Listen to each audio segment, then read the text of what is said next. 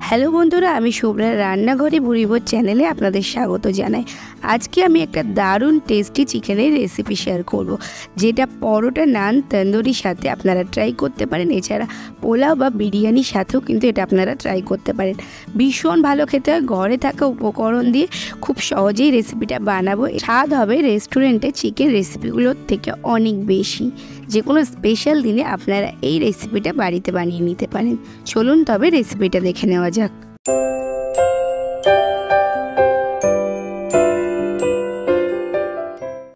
চিকেনের এই রেসিপিটার জন্য এখানে আমি একটু বড় সাইজের চিকেন নিয়ে নিয়েছি 800 গ্রাম। নিয়ে নিয়েছি একটা মিক্সিং জার, তাতে নিয়ে নিয়েছি 1.5 ইঞ্চি পরিমাণে আদা আর 6টা কাঁচা লঙ্কা, 12 থেকে 14টা রসুনের কোয়া।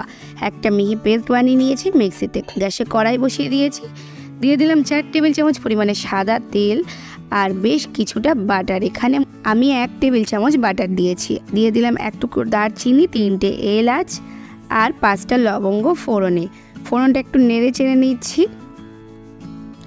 আর ফোড়নটা 1 মিনিট মতো নেড়ে নিয়ে ফোড়ন থেকে সুন্দর গন্ধ বেরোলে দিয়ে দিলাম 3টে মাঝারি সাইজের পেঁয়াজের পেস্ট। পেঁয়াজ পেস্টটা দিয়েও একটু নেড়ে চেড়ে ভেজে নেব। এটা খুব বেশি ভাজবো না, মোটামুটি পেঁয়াজের কালারটা চেঞ্জ হবে, একটা পিঙ্ক কালার আসবে, ততক্ষণ পর্যন্ত ভেজে নিতে হবে। হাই টু মিডিয়াম ফ্লেমে 3 থেকে 4 মিনিট মতো ভেজে নিলেই কিন্তু পেঁয়াজের কালারটা চেঞ্জ হয়ে যাবে। তারপরে দিয়ে দিলাম ধুয়ে রাখা মাংসর টুকরোগুলো। এরপর পেঁয়াজের সাথে মাংসর টুকরোগুলোকেও একটু কষিয়ে নেব, আরও 3 থেকে 4 মিনিট মতো হাই টু মিডিয়াম ফ্লেমে দিয়ে। আর এরকমভাবে নেড়ে চেড়ে কষিয়ে নিতে নিতে মাংসর কালারটা চেঞ্জ হয়ে যাবে। ঠিক এরকম কালার চলে আসবে, তখন আমি এর মধ্যে দিয়ে দেব তৈরি করে রাখা কাঁচা লঙ্কা, আদা আর রসুনের পেস্টটা।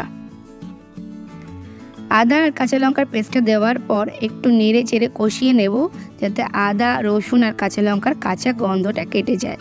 আরও 3 থেকে 4 মিনিট মতো একইভাবে হাই টু মিডিয়াম ফ্লেমে দিয়ে কষিয়ে নিতে হবে। কষাতে কষাতে যখন মশলার কাঁচা গন্ধটা কেটে যাবে, ঠিক তখনই আমি এর মধ্যে দিয়ে দিচ্ছি কিছুটা চিলি ফ্লেক্স। আচ্ছা, চিলি ফ্লেক্স না থাকলে কিন্তু আপনারা এখানে লাল লঙ্কার কুচি টুকরো করে কেটে দিতে পারেন। আর দিয়ে দিলাম 1.5 চা চামচ পরিমাণে লবণ, 1/2 চা চামচ ধনে গুঁড়ো, 1/2 চা চামচ জিরে গুঁড়ো আর 1/2 চা চামচ কালো মরিচ বা গোলমরিচের গুঁড়ো। এরপর সমস্ত গুঁড়ো মশলাগুলো আবারও একটু মাংসের সাথে কষিয়ে নেব।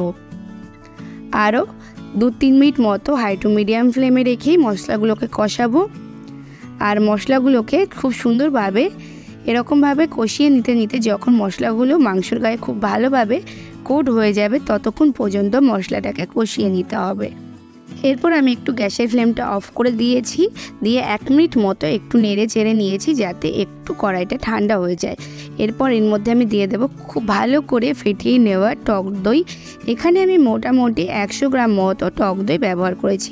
টক দইটা দেওয়ার আগে গ্যাসের ফ্লেমটা অফ করে বা কমিয়ে নিয়ে কড়াইটা একটু ঠান্ডা করে নিতে হবে। আর টক দইটা কিন্তু খুব ভালো করে ফেটিয়ে নিতে হবে। আর রুম টেম্পারেচারে থাকা টক দই কিন্তু রান্নায় ব্যবহার করতে হবে, নাহলে কিন্তু টক দই কেটে যাবে।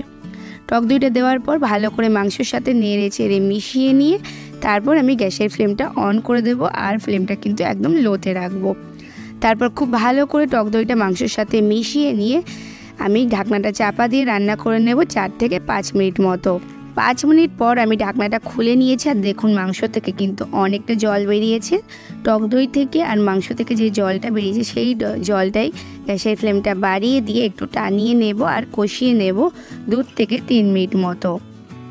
2-3 মিনিট মতো কষিয়ে নিলেই কিন্তু মাংস থেকে বেরোনো জলটা কিন্তু টেনে যাবে, আর মাংসটা খুব ভালোভাবে কষানো হয়ে যাবে। তারপর এর মধ্যে দিয়ে দিলাম 1 কাপ পরিমাণে জল। এই রান্নাটায় কিন্তু খুব বেশি গ্রেভি হবে না, তাই জলের পরিমাণটা খুব বেশি দিইনি। আর আমি এখানে গরম জল ব্যবহার করেছি। জলের সাথে নেড়ে চেড়ে মিশিয়ে নিয়ে ফুটে উঠলে গ্যাসের ফ্লেমটা লোতে করে দিয়ে ঢাকনাটা চাপা দিয়ে রান্না করে নেব আরও 10 মিনিট। এদিকে আমি একটা ক্যাপসিকাম চৌকো করে কেটে নিয়েছি, একটা টমেটো বীজ ছাড়িয়ে চৌকো করে কেটে নিয়েছি, 1 ইঞ্চি আদা জুলিয়ান করে কেটে নিয়েছি, 6 থেকে 7টা কাঁচা লঙ্কা লম্বা করে কেটে নিয়েছি। অন্য গ্যাসে একটা কড়াই বসিয়ে দিয়েছি, তাতে 1 চা চামচ সাদা তেল আর 1 চা চামচ ঘি দিয়ে দিলাম। আপনারা চাইলে কিন্তু এখানে বাটারও দিতে পারেন। তেল আর ঘিটা গরম হয়ে গেলে দিয়ে দিলাম হাফ চা চামচ পরিমাণে গোটা জিরে। জিরেটা একটু নেড়েচেড়ে নিয়েছি 1 মিনিট মতো। তারপর দিয়ে দিলাম কেটে রাখা সবজিগুলো। সমস্ত কিছু একটু নেড়েচেড়ে নেব 30 সেকেন্ড মতো। খুব বেশিক্ষণ কিন্তু নাড়াচাড়া করব না, লো ফ্লেমে রাখবো গ্যাসের ফ্লেমটা। এরপর 30 সেকেন্ড পর আমি আবার একটু ঢাকা চাপা দিয়ে দিচ্ছি, আর ঢাকা চাপা দিয়েও আরও 30 সেকেন্ড মতো রান্না করে নেব। আর 30 সেকেন্ড পর আমি ঢাকনাটা খুলে নিচ্ছি। খুব বেশিক্ষণ কিন্তু রান্নাটা করা যাবে না, বেশি সফট করা যাবে না ভেজিটেবলগুলোকে।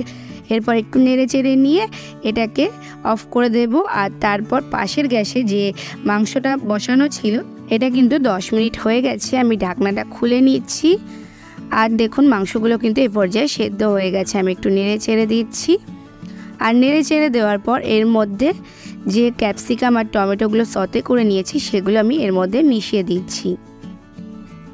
আর সমস্ত কিছু মিশিয়ে দেওয়ার পর আমি আবারও একটু নেড়ে চেড়ে দিচ্ছি। 1 মিনিট মতো সমস্ত কিছু নেড়ে চেড়ে একটু মিশিয়ে নিচ্ছি। আর সমস্ত কিছু খুব ভালো করে মিশিয়ে নেওয়ার পর এর মধ্যে দিয়ে দেব বেশ কিছুটা ফ্রেশ ক্রিম বা দুধের সর। আমি এখানে দুধের সর দিচ্ছি, আপনারা চাইলে এর বদলে ফ্রেশ ক্রিম দিতে পারেন। আমি 4 টেবিল চামচ পরিমাণে ঘরের থাকা দুধের সর ভালো করে ফেটিয়ে নিয়ে এর মধ্যে দিয়ে দিয়েছি, যার জন্য এই মাংসটার স্বাদ কিন্তু অনেক বেশি ভালো হবে। খুব সুন্দর একটা ক্রিমি টেক্সচার আসবে। ক্রিমটা দেওয়ার পর সমস্ত কিছু নেড়ে চেড়ে মিশিয়ে একটু ফুটিয়ে নিয়েছি। আর এরপর আমি দিয়ে দিচ্ছি একটু কাসুরি মেথি ড্রাই রোস্ট করে নিয়ে 1 টেবিল চামচ পরিমাণে কাসুরি মেথি দিয়েছি। স্বাদ ব্যালেন্সের জন্য দিয়ে দিচ্ছি 1 চা চামচ চিনি। এরপর সমস্ত কিছু আবারও একটু নেড়ে চেড়ে মিশিয়ে নিচ্ছি, আর খুব ভালোভাবে যাতে মশলার ফ্লেভারগুলো মিশে যায়। কাসুরি মেথি দেওয়ার পর কিন্তু খুব বেশি ফোটানো যাবে না। আর একদম শেষে দিয়ে দিচ্ছি হাফ চা চামচ গরম মশলা। আর গরম মশলাটা দিয়ে আবারও একটু নেড়ে চেড়ে গ্যাসের ফ্লেমটা অফ করে দিয়ে ঢাকা চাপা দিয়ে 5 থেকে 10 মিনিট স্ট্যান্ডিং টাইম দিয়ে গরম গরম সার্ভ করে দেব পরোটা, নান, তন্দুরির সাথে। এটা ভীষণ ভালো খেতে হয়। আপনারা পোলাও বা বিরিয়ানি, ফ্রাইড রাইসের সাথেও এটা ট্রাই করতে পারেন। তাহলে বন্ধুরা, আমার আজকের রেসিপিটা কেমন লাগলো অবশ্যই কমেন্টস করে জানাবেন। ভালো লাগলে লাইক এবং শেয়ার করবেন। আর যদি এখনও আমার চ্যানেলটাকে সাবস্ক্রাইব না করে থাকেন তাহলে তাড়াতাড়ি সাবস্ক্রাইব করে পাশে থাকা বেল আইকনে ক্লিক করে দেবেন, যাতে পরবর্তীকালে চ্যানেলে যখন নতুন কোনো রেসিপির ভিডিও আপলোড করব সবার আগে আপনাদের ফোনে নোটিফিকেশান পৌঁছে যায়। আজকে এই পর্যন্তই, আবার আসবো অন্য কোনো দিন অন্য কোনো রেসিপি নিয়ে। ততক্ষণ ভালো থাকবেন, সুস্থ থাকবেন।